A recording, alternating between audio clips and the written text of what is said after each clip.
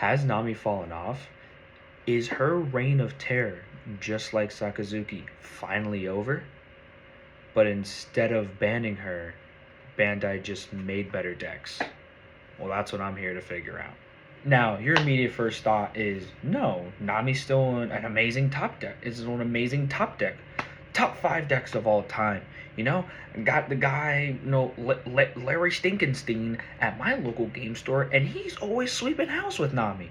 Well, Nami might be going platinum at your local game store in Lafayette, Louisiana, but how does Nami compare in a more global and wider sense? Now, I got the stats right here, and according to One Piece top decks, back in OP06, and mind you, OP06 was the introduction of the infamous 4-cost pudding, 4-cost blue pudding, and the 3-cost Zeph. Though the Zeph didn't see too much play, it did see some play. So that's where it got its little boostings. Now, out of the 5 decks listed on the OP06 meta list, 4 of those decks made it to first place standings, and only 1 really had a top 16. Now, moving on to OP07. OP07 was a really big set for Nami because it introduced Whitesnake and it also introduced the Boa Kingdom engine.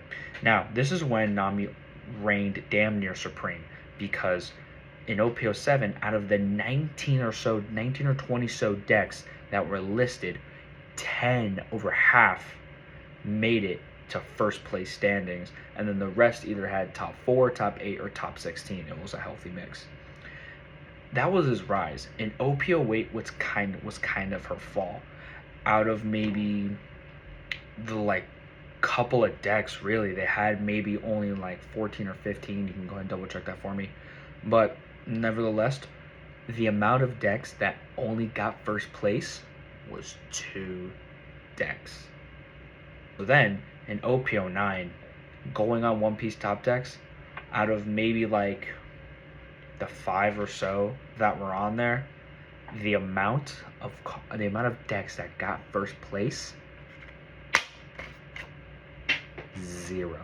Not a single Nami deck in the current OP09 format has made it to first place, which really can make you think, oh, I guess Nami sucks nowadays. But who knows? I digress. There's only one way to figure out if Nami's really fallen off. And because I don't have too much money to go to locals, and my Nami deck is also not finished built, I turn to the one place I can go to play One Piece for free. And that's the simulator. So let's get to it.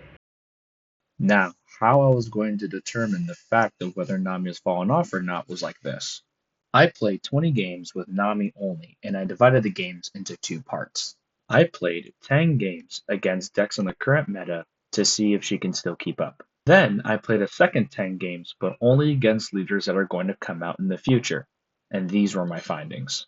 In my first playthrough against the current meta, I had a record of 6 losses and 4 wins. In my second playthrough against the possible future meta, I had a record of 8 losses and only 2 wins.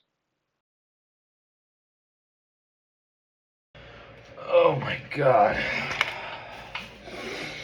Okay. So, I guess you now think Nami sucks, huh? But I'm not a beacon of facts.